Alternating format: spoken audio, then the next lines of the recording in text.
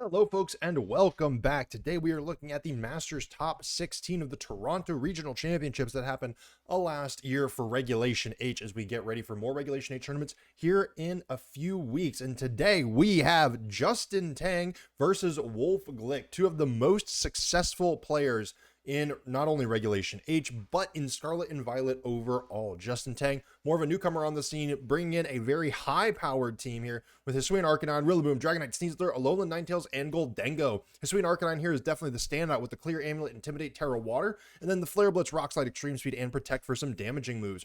Rillaboom here, quite standard with the Terra Fire, Assault Vest, Grassy Surge, Drum Beating to lower opposing speeds, Grassy Glide, High Horsepower, and Fake Out. Dragonite with that Terra Ground Stomping Tantrum we've seen a couple times so far this tournament, and then Scale Shot, Tailwind, and Protect. Sneasler with the Unburden and White Herb. Unburden, giving it that additional damage boost. Close Combat, Dire Claw, Coaching, and Protect. Coaching can buff up Rillaboom, Hisuian Arcanine, or the Dragonite. Alolan Ninetales here, an all-in-one snow package with a snow warning to set the snow, and Blizzard to take advantage of it, being fully accurate in the snow. And then Encore, Icy Wind, and Aurora Veil, along with that Focus Sash and Terra Ghost. Is an incredibly fast Pokemon and can really take advantage of that Encore. Goldengo rounds things out here. Grassy Seed to take advantage of the grassy terrain that Rillaboom sets. Nasty Plot, Make It Rain, Shadow Ball, and Protect. So, a little bit more of a defensive Goldengo here, but overall, quite a hard-hitting team for Justin Tang. On the other side, we have Wolfe Glick, one of the most long-standing Pokemon players, arguably one of the most long-standing Pokemon players, an incredibly successful one at that, bringing this Perish Trap team we've already seen before. Archaludon with the Power Herb, Sturdy, Terra, Electric Protect, Electroshot, Flash Cannon, and Dragon Pulse. Kingdra with that Terra Stellar to get out some big damage with the Life Orb, so Sim to take advantage of the rain to get some more speed, and then Protect, Draco Meteor, Weather Ball, and Muddy Water. This Politoed here with the leftovers Terra Grass, Drizzle, this thing is incredibly tanky, like insanely stupidly tanky with the Protect, Weather Ball, Perish Song, and Encore. Incineroar with the Terra Ghost Safety Goggles, Intimidate, Fake Out, Knockoff, Parting Shot, and Protect. Protect, not all that common on Incineroar, but because this is a pretty dedicated Perish Trap team, it is quite important here.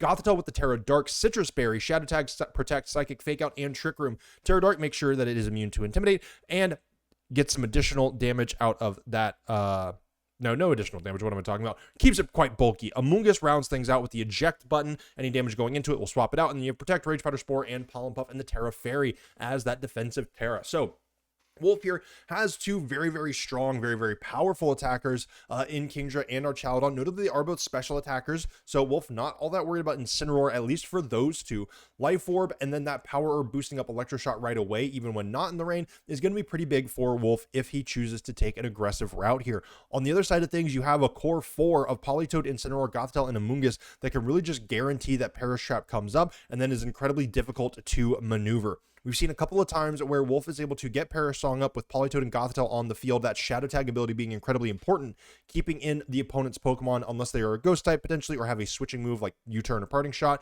Shadow Tag forces your opponent's Pokemon to stay in. It doesn't force your own Pokemon to stay in, so if the Toad sets up the Perish Song, Gothitelle is going to allow it to get out of there. And we see the start of this game right here and now with Incineroar and Archaludon. Justin Tang bringing in the Goldengo and the Rillaboom. Both players have Fake Out pressure. Rillaboom is probably going to be the faster of the two, and Goldengo is going to have a little bit of its work cut out for it. It does get a defense boost from that Grassy Seed here.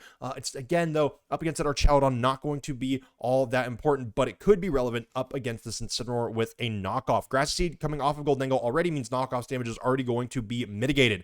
That's going to be pretty big for Wolfe to have to consider. Power Herb, notably, is going to be a relatively important move, or important piece of the puzzle here for Wolfe. Getting that Electroshot damage boost for first turn could be pretty solid.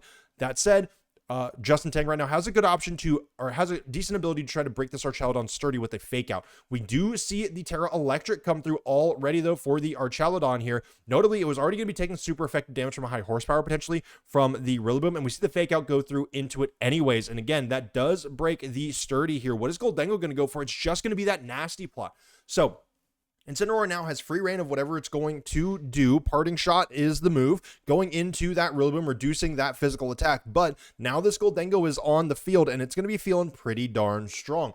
We could see Wolfe switch into Amoonguss here. It doesn't mind staring down either Goldengo or Rillaboom. It doesn't do great work into the Goldengo, but we actually see the Gothitelle make its way onto the battlefield now. So Shadow Tag alive and well. This is going to make sure that Wolfe can keep this Rillaboom on the field to make sure Justin Tang cannot get any additional Fake Out pressure on the board. However, Gothitelle really does not want to have to take a Shadow Ball here. It is quite tanky, but this Goldengo is at +2, and Gothitelle cannot Terra away from that ghost type weakness. Our Chaladon, though, is also in a pretty rough spot. We're going to have to see. So we see the Gothitelle go for the fake out into the Rillaboom. Rillaboom does not get to move. Looks like it was probably going to be a grassy glide here, and our Chaladon actually gets to move next. We do see the Electro Shot come out, and it's normally a 2-turn move with that first turn boosting the special attack, but due to the power herb that we're about to see right now, that means our Chaladon's going to be able to get this move out in one go. This is the strongest that Electro Shot is going to be probably for the rest of this game, and Gholdengo goes down to it in one hit, not even a crit. I don't know if that was a damage roll. You can see Justin Tang on the cam there, visibly frustrated by it,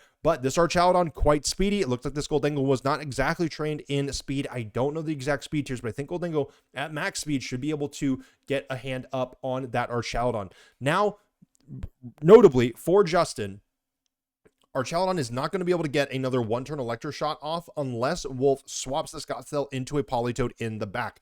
Right now, Justin does have a pretty good spot with this Rillaboom on the field to be able to deal with a Politoed, but that Politoed can switch in, set the rain, and then Wolfe's going to be able to start clicking Electro Shots whenever he wants to into whatever Pokemon.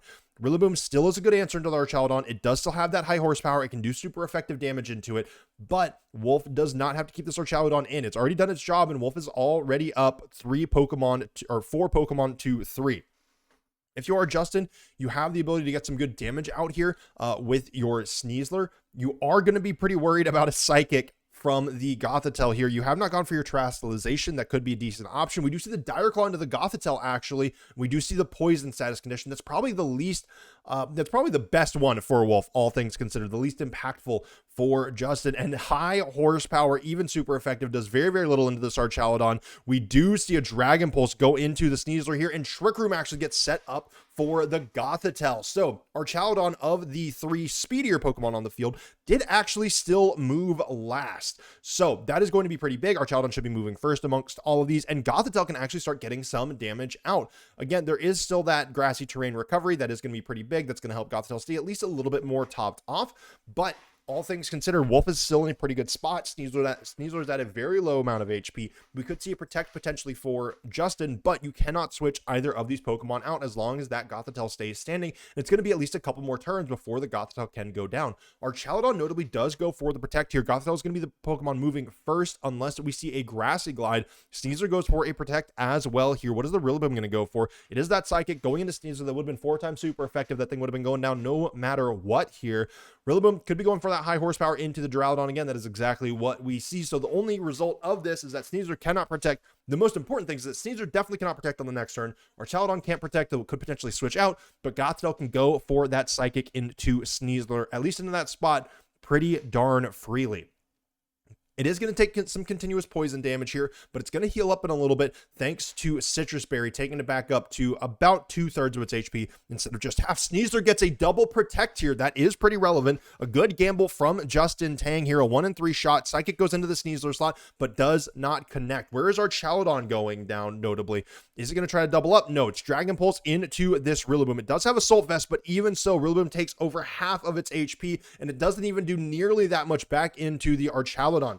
Gothitelle, again, I think this turn of poison will take it down to just about half HP. I can't quite tell if those damage numbers are the same between the grassy terrain recovery. Nope, it's not. So Citrus Berry will proc here. If you're Justin Tang, at least you got it to get, at least you got it out of the way already, but Gothitelle is still going to be able to do some pretty good damage. Now, if you are Justin, the chance that you are going to be able to hit a Protect here is even lower, notably. And again, you cannot switch out. You can try to go for an attack here, but I think you just try to keep clicking Protect, hope that you can wait for this Trick Room to end, but Sneasler fails the 3rd Protect in a row, and for Wolfe, you're still feeling good. Psychic finally goes into the Sneasler slot. That takes down 2 of Justin Tang's big threats, really the 2 most important ones that you are probably looking at up against your team, especially with an Incineroar in the back that doesn't want to take a close combat. Dragon Pulse is going to come through. We saw it did over half of the Rillaboom's HP in the previous turn, and it does the same again. This is going to be 1 Pokemon left for Justin Tang against 4 Pokemon for Wolfe Glick. Gothitelle still at over half HP. Our Chaladon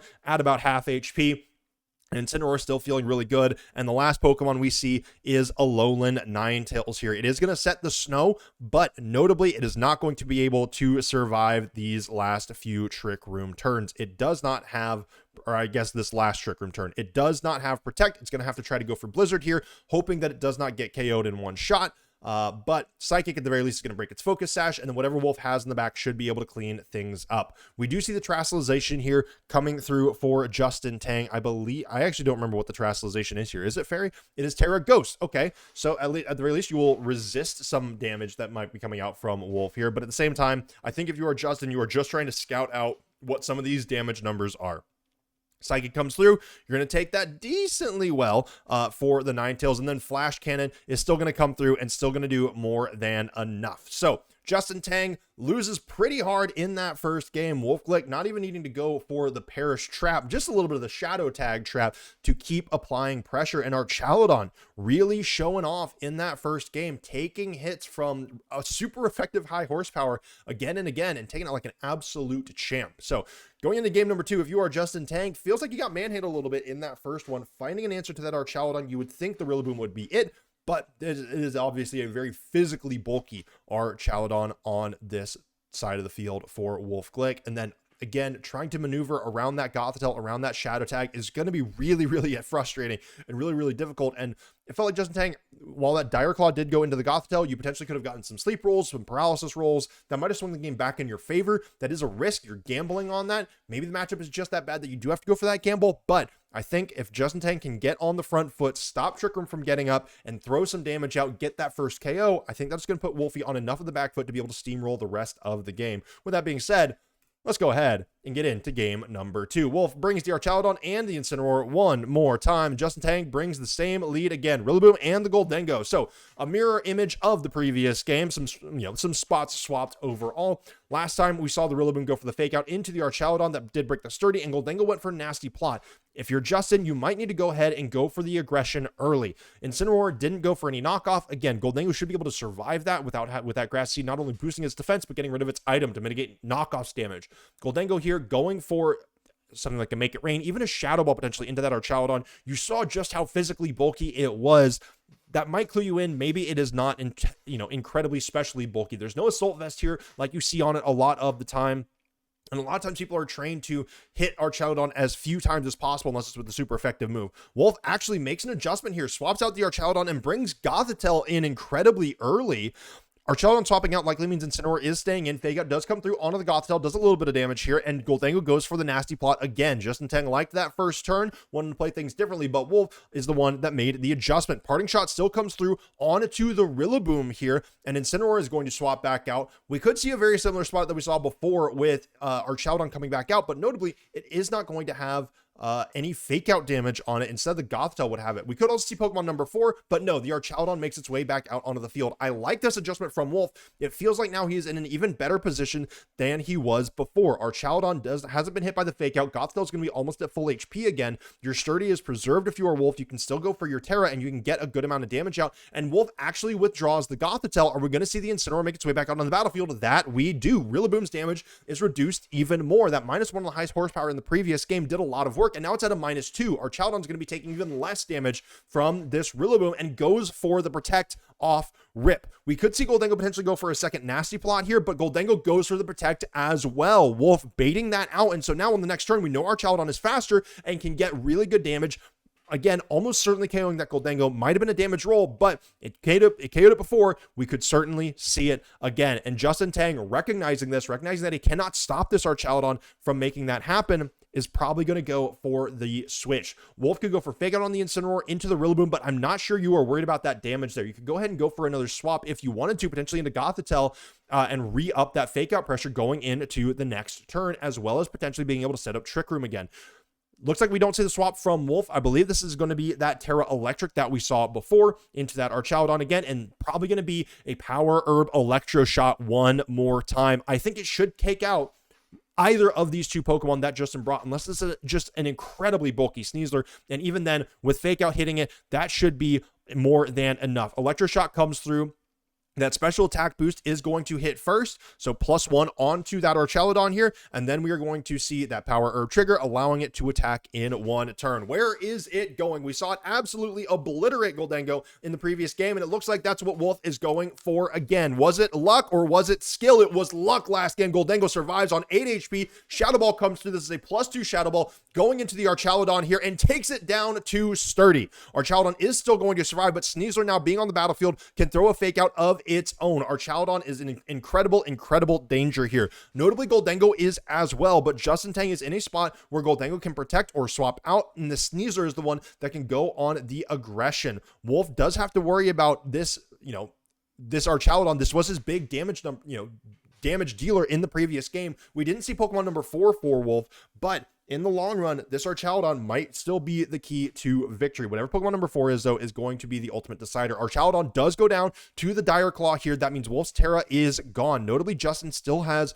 his Terrestrialization options alive and well. Wolfe is going to be taking a +2, make it rain into this Incineroar right now. Again, Incineroar, reliably tanky, can take a lot, but still takes about half of its HP. That's going to be -1 to the Gholdengo. I don't know if it's going to survive much longer. Knockoff comes through, KOs it, and that puts both players at -1 Pokemon. Justin Tang's Sneasler has a little bit of damage on it, but it's getting healed up by grassy terrain. Incineroar is a little bit more worse for wear, but 3v3 now, and Justin Tang is in a much better spot than in the previous game. Gothitelle comes back out from Wolfe. That Shadow Tag is once again active. Fake out pressure alive for both players, notably, and Rillaboom should be the faster of the 2 Pokemon. Gothitelle applies a lot of pressure to Sneasler just because of that fighting and poison typing. That makes it 4 times weak to a potential psychic type move, but Justin can go for a fake out into that Gothitelle. That does leave Incineroar open to getting a parting shot off on either of these Pokemon and switching into Pokemon number 4. If you are Justin, you're still stuck with both of the Pokemon that you have on the field, but you have a decent amount of pressure. Your Rillaboom no longer has that -2 from the previous Intimidates, and high horsepowers here can start hitting pretty darn hard. We do see Wolfe go ahead and withdraw that Incineroar, wanting to preserve it for later in this game. It's up against 2 physical attackers that it doesn't really want to deal with, and Politoed makes its way out onto the field. So the Perish Trap duo is here for Wolfe, but are we going to see Perish Song making its way onto the battlefield? Gothitelle does flinch, and we get coaching onto the Rillaboom. It's going to be even doing more damage now going into these next few turns. What's pretty big, we do know that this Politoed is tanky. It's incredibly tanky. Is it tanky enough to take a +1 Grassy Glide or a +1 Drum Beating? I don't know. That is going to be a phenomenal question. We could see the Gothitelle switch into the Incineroar. However, that would open up Justin Tang on the next turn to being able to swap out his Pokemon if Wolfe does try to get the Perish Trap up.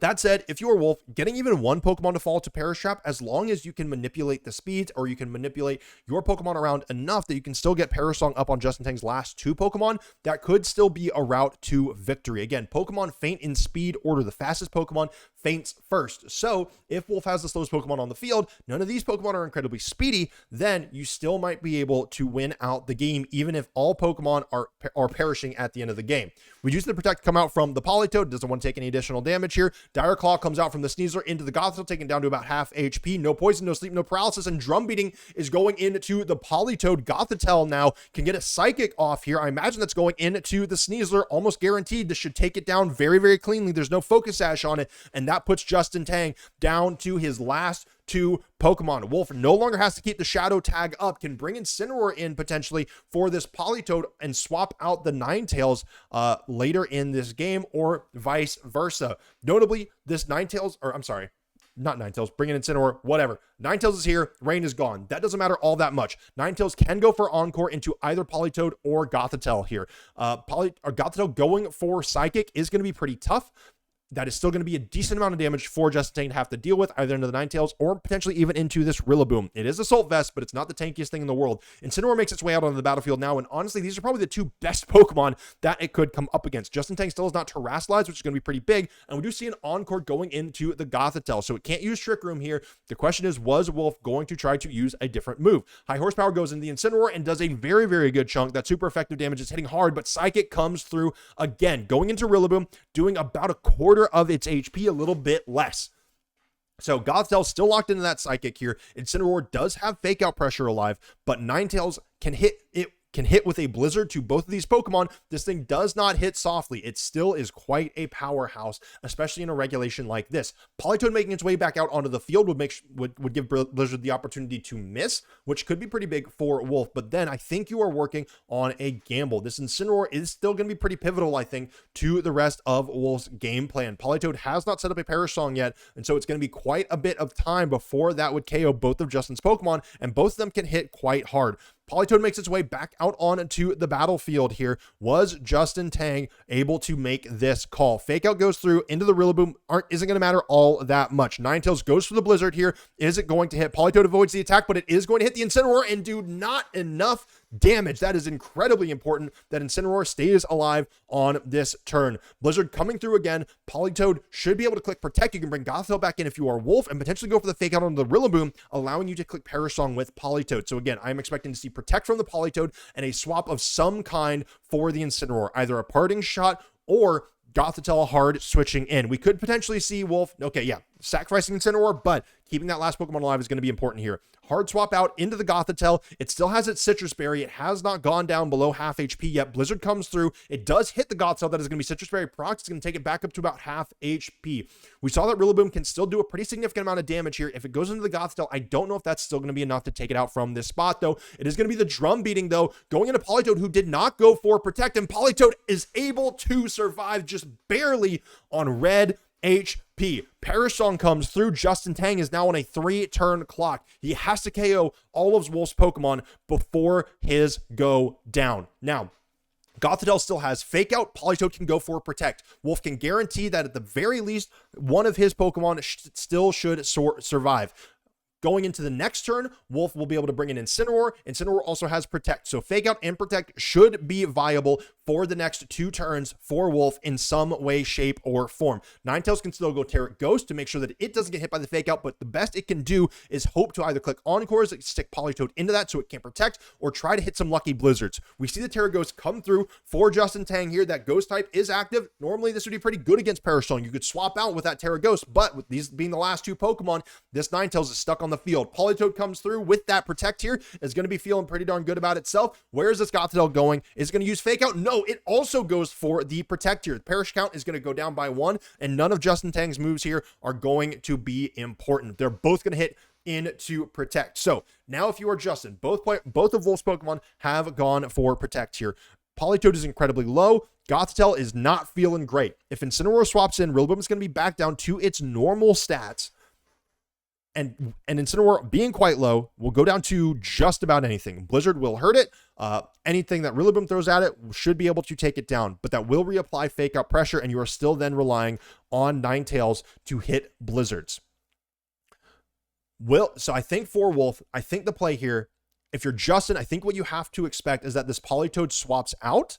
Yeah, Politoed swaps out, Incineroar comes in, and you have to try to take out this Gothitelle. That Citrus Berry is used up. This is going to be your best bet to take it out right here and right now before it can also start switching and applying more Fake Out pressure. We do know that Gothitelle is slower than both of these Pokemon, so if we get a double up into it, Blizzard comes through. Is it going to hit either of these Pokemon? Incineroar avoids the attack. That is very unfortunate news for Justin Tang. Drum beating comes in. It does hit the Gothitelle. Is it enough? It's not. Both of Wolf's Pokemon survive the turn here. I think missing the Blizzard on the Incineroar is makes things incredibly difficult for Justin Tang in these last few turns. Fake Out can hit the Rillaboom. Both of Justin Tang's Perish counts fall to 1 here.